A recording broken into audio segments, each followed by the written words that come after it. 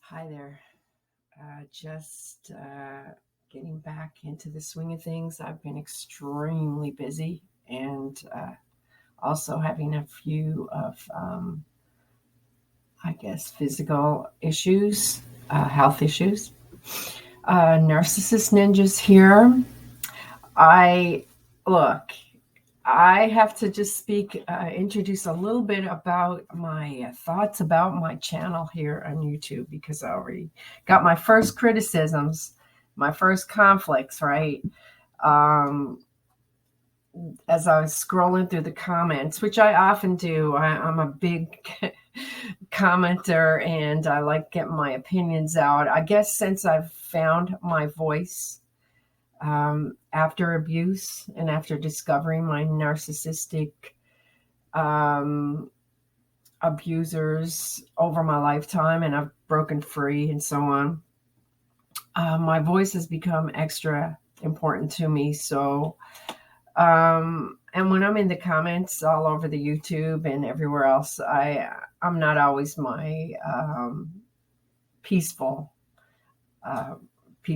person, my peaceful best, but sometimes getting the thoughts out that we need to are not always pretty. And it's a little bit of what this topic is going to be about today. But I will note I'm very appreciative. Look, I don't care if I'm not here to, entertain, in a way, I'm just giving information that I have found through my own experience. And if some people listen to it, I am just beyond thrilled. And I've reaching 100 people right now. To me, that's a big thing.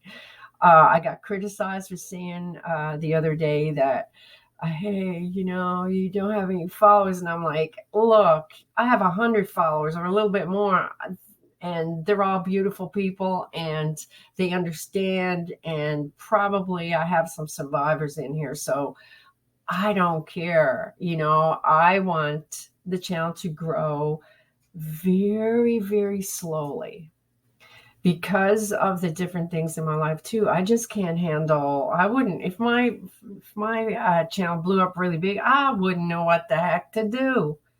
I've got such a busy world outside of this and everything. I wouldn't know how to handle it. So I needed to be extremely slow, and I'm okay with that. I'm not here to be the next YouTube star. That's not what this is about for me. I'm passing on information. People want to pick up what I'm laying down. That's beautiful too. But let me start off with saying my topic is going to be a little bit about the crisis, the mental health crisis that is in America right now that people are not talking enough about.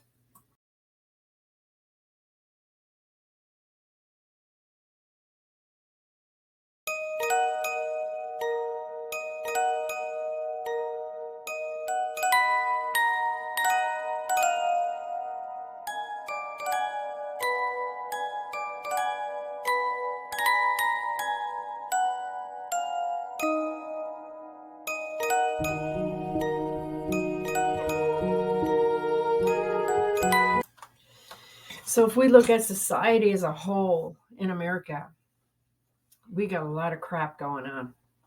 Whoa.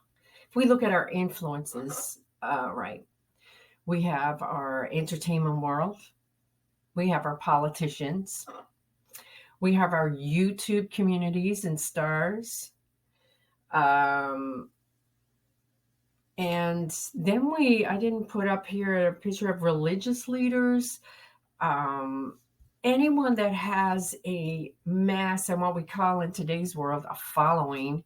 But back in the day, it was just a mass, reach of people, that they could get their message out to numerous individuals, right? as we look at what types of people we have who are controlling our destinies, or controlling the youth of America, the controlling what we see, what we hear, in the media, outside the media. It's kind of disturbing when you look at them as a whole. And I made my collage up here, but I only put a very, very small numbers. Then intermingled in there, you have some child murderers, right? And I don't know. I believe what happened is that the COVID crisis just amplified what was already in America, right? I think we were not as aware of the world around us because we were busy, things were moving along. We as individuals just did not examine things the way we have when we actually had the time to stop and look at what was happening, who was coming through, and the messages that were coming through to us, right? During COVID, things became crazy, just crazy. And what I am trying to look at here is like how all of it is interconnected. And if you look at the murder rate, okay, I am going to link some stuff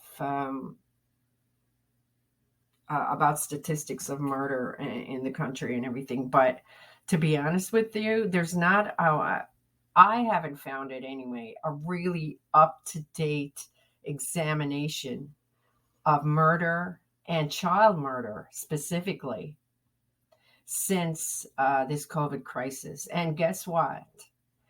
Another thing we have come to understand is that statistics can be fudged.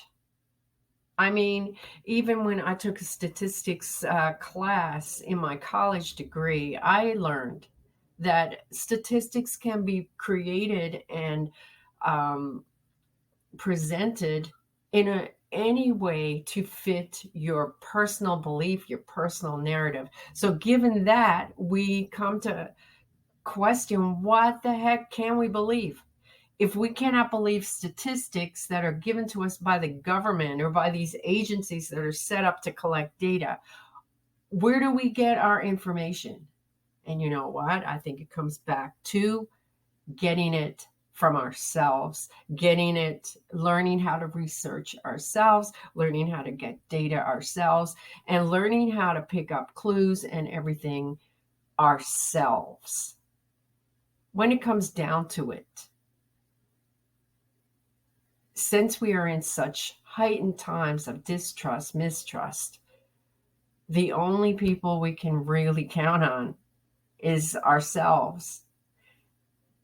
And we have to learn to do better, to pick better leaders, to pick better people that we admire, we have to stop putting these celebrities up on a damn pedestal and giving them millions and millions and millions of dollars. For what? Ask yourselves, for what? Why aren't they paid like the same as the rest of us? I think it needs to be a little more equalized. I really do. Yes, of course, we're in a capitalist society, and we want to all be able to collect our wealth and so on. But something is way off here. And in this COVID crisis, you saw rich people getting way richer and poor people getting way poorer. I'm not sure there's a middle class anymore. And I mean, it was questionable anyway before this happened. But the whole scrambling for survival and getting more and more and more, we saw how these wealthy people prospered during this time when the rest of us were left out in the cold to survive. Who we put in our lives as leaders reflects who we are. And what a mess we have in America with politics. And listen, there is a very interesting, I'm going to put a link to Russell. I was going to say Russell Crowe. I forget his name. Let me look. Russell Brand, of course, forgot his last name. Russell Brand does a lot of, I think he's gone down a dark hole though, but he's giving us a lot of information. And his philosophy is very good. I do kind of concerned he's getting, he might be getting a little too far down his rabbit hole, although I can't fault it because he's doing his own learning, he's doing his own research, and he's passing it on to other people. But what I found recently, he did a podcast post about the influence of politicians and individuals on politicians. And it came out to be very, very minuscule. He used the word minuscule. And I've been saying that for years. Your politicians do not care about you as an individual. Putting them on pedestals, whether it is the Republican, whether it is the liberals, neither side is a healthy go-to to make our worlds better, right? And I think I wish that this whole mess would have brought together a brand new party, because there are other alternative parties out there, but they never get any strength. They never get any traction, right? Bernie Sanders, I guess, is one. He seems to be fair and has some good ideas, but not enough to bring together the masses. And I think there's a missing component where there needs to be another political party devised. And you know what? The more political parties that are out there, the better, in my opinion. This bipartisan thing, it's dangerous. We have seen how dangerous it is in our society right now. When we headed into a world crisis, I think we can see how very dangerous it is. People scrambling, hanging on by their nails for power, for money. Listen, that old January 6th, do you think that any political party really cared what happened to individuals up there? No. The same way as if with the protests for the Black Lives Matter movement, and nobody really cares about that either. If it's only individuals that have the heart and soul of communities, it's not politicians. And if you look at the level of narcissism in the characters that are infiltrated into our worlds as leaders, we can see how we as a population, we're actually being abused. The country is a victim. The whole country is right now, I believe, a victim of narcissism. They are probably seen as a whole what us survivors have been seeing for years. So in some ways, we are in better condition to deal with this crisis that's going on, because we know the twists and turns of narcissism. We lived it all our lives, most of us. Some of us for shorter periods than others. But as a society, we are now becoming abused. We have been abused by a narcissistic system. And we can see the players very vividly. And I highlighted some of them. And it all leads down to the parts of society that become enmeshed in the whole thing and can't think straight anymore. And then they kill their kids to try to cope. I'm not saying that's the coping mechanism. What I'm saying is that it's their maladaptive coping mechanism of dealing in a narcissistic society, right? And we don't know how many kids have actually what the actual numbers are, but it's high, if you notice. And I bet that at the end of this crisis, when the data starts to come out, it's going to be skewed. And we're not going to know how bad it really was for kids. But let me tell you, it's been bad. And there was one time when we could see a child murderer and we would think about it for years. We have seen murder after murder after murder after murder of parents killing their kids over the past year.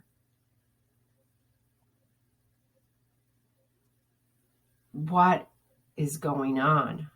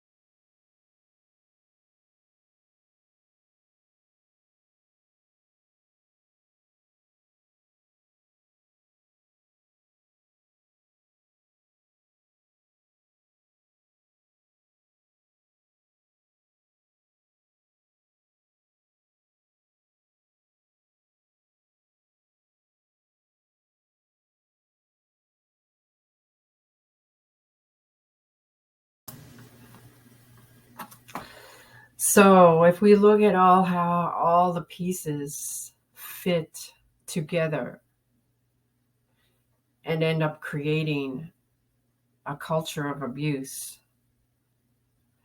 we can see that our whole society right now, America is a victim of narcissism. If you want to look at it like that way, it's a result of many years of unchecked narcissism, and now things have gone crazy. There's definitely no simple solution, is there? I really believe the more people understand how narcissism works and how vast it is and how widespread it is, we'll understand the epidemic is not just with COVID. It's also this narcissism that's been underlying, and now due to survival, it's raised its head. But the problem I'm having is that kids are being murdered, right? Women are being murdered at a more alarming rate. Murder in general is, I don't know what the murder rate is, but it seems to have gone up dramatically, especially child murder, since this crisis. Now, I have a feeling that after it's all over and statistics start to come out, it's going to be downplayed, and we're not going to get the true statistical analysis of what's been going on. But we know that domestic abuse is on the rise. Child murder, even if it is not identified on paper, statistically, we can see there was a time when we would turn on the TV and we wouldn't hear about a child being murdered every friggin' day. And that's the way it is now. If we think back, there was a Casey Anthony, there was a few cases here and there, but it's every damn week we hear of a new child either gone missing or murdered. And I believe it's a result of our crisis, but I also believe it's our society in general that has gone left unchecked. And I do love that people are starting to wake up. They're starting to say no. The problem is, though, I don't think nobody knows what to do, who to trust, and how to pick up these pieces that are obviously broken. It's scary. It's really scary. But I think it starts with identification and avoidance of narcissism. And everyone says, oh, cancel culture. I'm not sure it's cancel culture. It might be a little bit of accountability culture, but it's not good. They're not using it right. People, again, in positions of power are using that as an excuse to control other people and groups of people, right? So the Me Too movement started off in a good place of identifying a culture that was abusive to women. However, that in itself started to become abusive. So the systems that are set up the movements that are set up to help people become in themselves abusive. So then what do you do? Right? So I don't know. There's no simple solution, only to make sure you're getting your own information and learning to trust your gut as much as possible. It's not easy, and we're living in really tough times. All we can do is help each other understand what's happening around us and be there for each other as much as possible. That's what I say.